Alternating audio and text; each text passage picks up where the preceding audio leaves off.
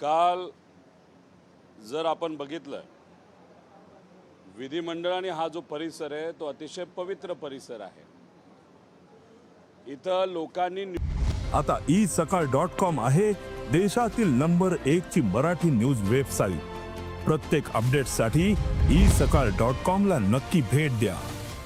निवडून दिलेले सर्व आमदार विधानसभेचे व तसंच विधान परिषदेचे महाराष्ट्राचे सामान्य लोकांचे प्रश्न मांडण्यासाठी इथे येत असतात आणि याच पवित्र ठिकाणी कायदा बनला जातो। पण काल जर आपण बघितलं काही जे सत्तेत असणारे आमदार नेते यांना असं वाटतं आपली सत्ता आली मग आपण कुठेही कायदा हातात घेऊ शकतो, कायदा व सुव्यवस्था आपण कुठेही बिघडू शकतो, दमदाटी आपण कोणालाही करू शकतो। काल भाजपचे एक आमदार गोपीचंद भाऊ यांनी मकोका व विविध प्रकारचे गुन्हे असणाऱ्या लोकांना घेऊन 4 ते 5 लोकांना, कदाचित त्यातले फक्त एकाला पास असला तर असेल नाही तर सगळे विदाउट पास हे आत आणले गेले। विधिमंडळाच्या पायऱ्यांवर त्यांना थांबवलं गेलं। खरं तर आव्हाड साहेबांना जी धमकी मोबाईलच्या माध्यमातून SMS आणि व्हॉट्सॲपवर आली होती, आई बहिणींवर बोललं गेलं होतं आणि आव्हाड साहेबांना सांगितलं होतं की तुला मारलं जाईल, अशी धमकी विधानसभा चालू असताना, सेशन चालू असताना जर एखाद्या आमदाराला येत असते आणि त्या आमदाराने अध्यक्षांना हे सांगून सुद्धा त्या व्यक्तीवर ज्यांनी धमकी दिली त्याच्यावर कारवाई होत नसेल,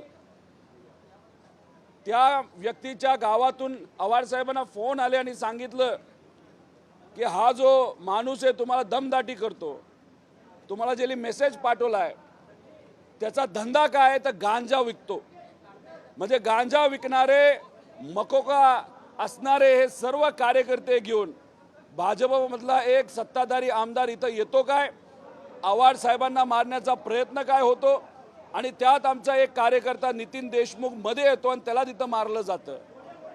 1.5 महिन्यापूर्वी त्याचं ऑपरेशन तिथं झालं होतं। काल रात्री आम्ही फक्त पोलिसांना विचारलं तो कुठे, तो सापडला नाही आणि 4 तास आम्ही विविध पोलीस स्टेशनला गेल्यानंतर शेवटी जे हॉस्पिटलला आम्हाला त्याला भेटता आलं, त्याच्या आरोग्याची काळजी त्या ठिकाणी आम्ही व्यक्त केली आणि पोलिसांना सांगितलं की आमच्या कार्यकर्त्याला मुद्दामून कुठे त्रास देऊ नका आणि जे इतर 3 लोक होते ते इतर 3 लोक कुठे आहेत जे व्हिडिओमध्ये हाणामारी करताना दिसतात। त्यामुळे या सरकारच्या काळामध्ये कुठेही कायदा व सुव्यवस्था राहिली नाही असं आपल्याला त्या ठिकाणी म्हणावं लागेल। हे सरकार फक्त या जे आका टाईपचे लोक आहेत, बीडमध्ये एक आका होता, आता सांगलीमध्ये एक आका तयार झालेला आहे आणि त्याला असं वाटतं की विधिमंडळ सुद्धा त्याचं एक साम्राज्य आहे आणि तिथे येऊन तो कसाही वागू शकतो। अशा प्रकारे आमच्या नेत्यांवर, कार्यकर्त्यांवर, लोकांवर जर तुम्ही काही करणार असाल, गरिबाच्या जमिनी तुम्ही घेणार असाल, तुमच्याच समाजाच्या गरीब लोकांच्या जमिनी तुम्ही जर तिथं बळकवणार असाल तुमचे कार्यकर्ते, हे आम्ही खपवून घेणार नाही। त्यामुळे हे जे न्यू आका इन मेकिंग आहे त्यांना आत्ताच कंट्रोल करा आणि जर कंट्रोल या सरकारने केलं नाही तर ह्यांना उद्याच्या काळामध्ये कंट्रोल करणं अवघड राहील। दुर्दैव एवढंच आहे, BJPचे मोठे जे नेते आहेत ते काय करतात, अशा लोकांचा वापर करतात इतर नेत्यांवर खालच्या पातळीवर जाऊन बोलायला। देवेंद्र फडणवीस साहेबांचा एकदम खास माणूस, त्या माध्यमातून पवार साहेबांवर बोललं जातं, इतर लोकांवर बोललं जातं, खालच्या लेवलला जाऊन बोललं जातं। खऱ्या अर्थाने देवेंद्र फडणवीस जर मोठ्या मनाचे असते तर त्याचे कान धरले असते, तू खालच्या लेवलला मोठ्या माणसांबद्दल बोलू नको, पण असं कुठेही केलं नाही। म्हणजे ही एक प्रॅक्टिस आहे भाजपच्या नेत्यांची। छोटे काय जे राजकीय भुंकणारे जे नेते जे जवळ ठेवायचे त्यांना थोडंफार आपल्याला आमदारकी द्यायची, हे करायचं, ते पद द्यायचं आणि त्यांनी काय करायचं तर खालच्या लेवलला जाऊन फक्त राजकीय दृष्टिकोन भुंकत राहायचं। ही आजची परिस्थिती आहे, प्रवृत्ती आहे। हे सरकारला आम्ही खपून घेणार नाही आणि सरकारला याच्यावर उत्तर द्यावंच लागेल।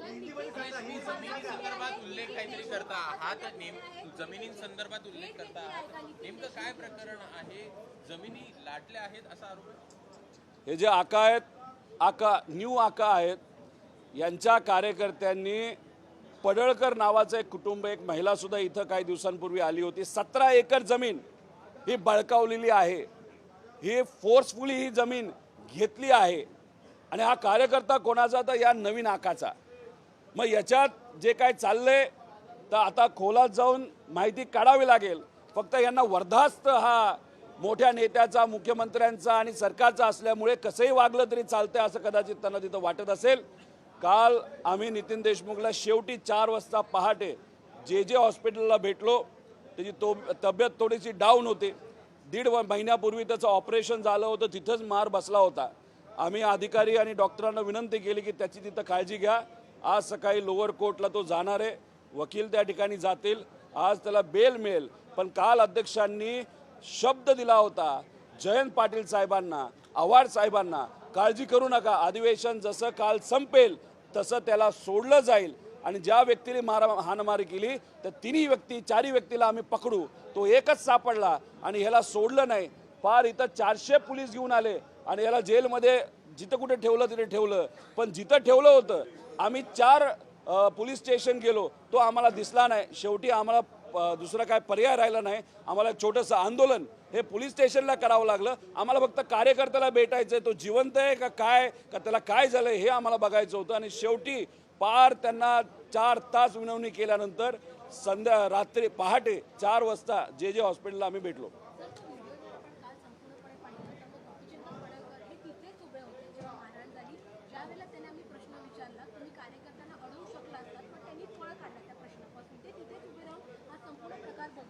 बीडमध्ये काय झालं? हा जो आका आहे, आकाली काय केलं? फोन केला आणि आदेश दिला. त्याच्यावर दुर्दैवाने संतोष देशमुखचा मृत्यू तिथं झाला. मुंडे प्रकरण आपल्याला सर्वांना माहिती आहे. इतरही असे अनेक लोक आहेत ज्यांना तिथं मारलं गेलं, नाहीतर त्यांच्या जमिनी बळकावल्या गेल्या, अवैध धंदे त्या ठिकाणी केले गेले. आणि मग याच्यात तुम्ही जर बघितलं, इथं सुद्धा जर कार्यपद्धती बघितली, फक्त डोळ्याली आणि असं डोक्याली हिनवायचं की जा तुम्ही आता त्याच्यावर अटॅक करा, आणि ते केलं. मागे थांबले आणि अटॅक त्या ठिकाणी झालं. म्हणजे कुठेतरी हे मास्टर माइंड आहेत. हे आका लोक स्वतः हातात काही घेत नाहीत, ते कोणाला तरी पुढं त्या ठिकाणी करतात. त्यामुळे या नवीन आकाला आत्ताच कुठंतरी कंट्रोल केलं पाहिजे असं आमचं मत आहे. हा झुंडराज आणि गुंडाराज या महाराष्ट्रात चालणार नाही. त्यासाठी थांबवण्यासाठी आम्हाला जे काय करायचं त्या ठिकाणी आम्ही सर्वजण करू.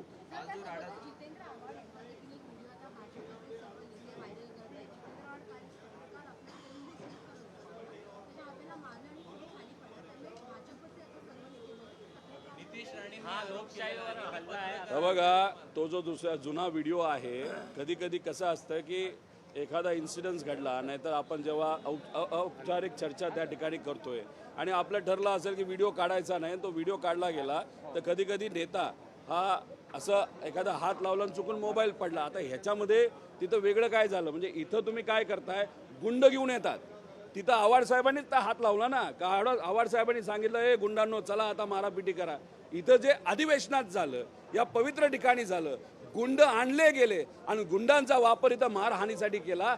हा जो संदेश आहे हा सामान्य लोकांच्या मनामध्ये आणि सामान्य लोकांनी ऐकल्यानंतर या पवित्र ठिकाणावरचा विश्वास त्यांचा कमी होऊ शकतो. आमदारांचा विश्वास हा कमी होऊ शकतो आणि हे अतिशय घातक आहे असं आम्हाला सगळ्यांना वाटतं.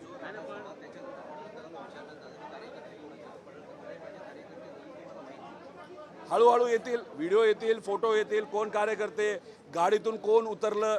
आता आव्हाड साहेब 2 दिवसापूर्वी संतोष देशमुखांचे भाऊ गणेश देशमुख कदाचित ते आले होते, त्यांच्याकडनं समजून घेत होते अरे काय परिस्थिती आहे, वकील काय म्हणतात, काय मदत लागते, कशा पद्धतीने काय गोष्टी चालल्यात. आणि हे मासे न्यू आका तिथं गाडी घेऊन आले, अंगावर गाडी घातली असते या दोघांच्या. मग दरवाजा उघडला, दरवाजा या दोघांना लागला आव्हाड साहेबांनी त्या गणेश देशमुखाला, तरी आव्हाड साहेब काय बोलले नाही. आणि मग बदला कसा काढतात इथं अधिवेशनामध्ये तुम्ही हारामानी करून. त्यामुळे हे जे काही नवीन आका आहेत अतिशय चुकीच्या पद्धतीने वागत आहेत आणि या सरकारचा त्यांना पाठिंबा आहे असं आम्हाला सगळ्यांना म्हणावं लागेल.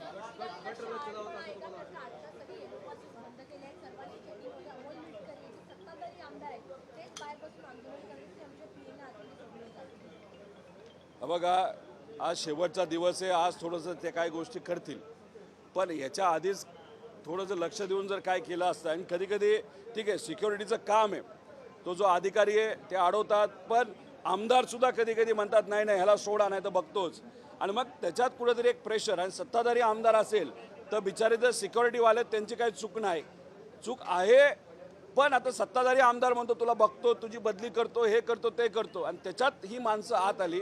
व्हिडिओ बघा आणि त्याच्याबरोबरचे फोटो बघा, आणि ती माणसं त्या न्यू आकाबरोबर कुठं कुठं तुम्हाला दिसतील, सोशल मीडियावर सगळे दिसतील. त्यामुळे नवीन आका काही बोलले, कार्यकर्त्याला वाऱ्यावर त्यांनी आज सोडलं असलं, आम्ही आमच्या कार्यकर्त्याला वाऱ्यावर सोडत नाही, पाठीमागे राहतो, आणि हे जे काही लोक आहेत ज्यांनी गुंडाराज केला, मारामारी केली, ते त्या ठिकाणी नक्कीच त्यांच्या काळ. दुसरं असंही असू शकतं, या नवीन आकाली भाड्यावरही लोक आणले असतील आणि भाड्यावर येऊन या ठिकाणी मारामारी करायला सांगितलं असेल.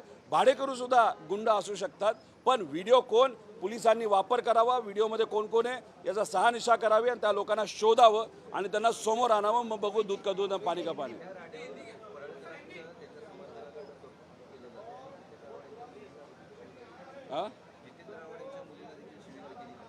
अरे त्यांना लाज तरी आहे का या नवीन आख्याच्या कार्यकर्त्यांना? काय 50 लोक आहेत, 50 लोक येतात, जिथं कुठं कार्यक्रम आहे तिथं गोंधळ घालतात, बोलतात, बस तेवढंच त्यांचं काम.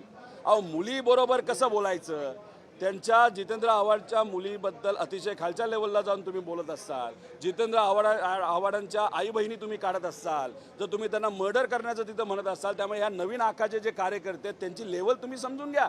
एक आजी, गरीब आजी, 17 एकर जमीन त्या गरीब आजीची त्या ठिकाणी फाटकी साडी घालून बिचारी इकडे आली होती, तिची जमीन 17 एकर जमीन ह्यांनी गिळली. अहो यांना त्यांच्या समाजाचं तरी कुठं काय पडलंय? अहो इथं जे सरकारमध्ये योजना आहे धनगर समाजाच्या मुला मुलींसाठी, त्याच्यामध्ये भ्रष्टाचार होतो या सरकारमध्ये, पण ह्यांना कसं आहे कळवळा आहे, पण त्या बाबतीत तुम्ही काय करत नाही. सरकारमधलेच लोक पैसा खातात, आणि आज सगळ्या शाळा बघितल्या, जे होळकर राजे होळकरांच्या नावाली जी योजना आहे त्याच्यामध्ये सगळ्या शाळा ज्याच्या भ्रष्टाचार होतो, त्याच्यात पैसा काढला जातो, धनगर समाजाच्या गरीब मुला मुलींच्या नावावर, हे सगळे भाजपचे लोक आहेत, हे सत्ताधारी आहेत. करू शकता का काय तुम्ही समाजाचं नाव पुढे करता, समाजाचा वापर करता, कार्यकर्त्याला पुढे करता, मात्र समाजाच्या योजनेतूनच मलिदा खाता. लाज वाटली पाहिजे अशा लोकांना. और सब ये नए आका कौन है, कल जो पूरा मामला हुआ है, कल आपने आंदोलन भी किया था और साथ मिलकर, क्या कहेंगे पूरे मामले पर? ये देखो, ये जो नया आका है ये सांगली का आका है, आमदार है. कल अगर आप देखो ये जो पवित्र ठिकान है, ये जो विधिमंडल है, यहाँ पे भाड़े पे गुंडा लाया गया.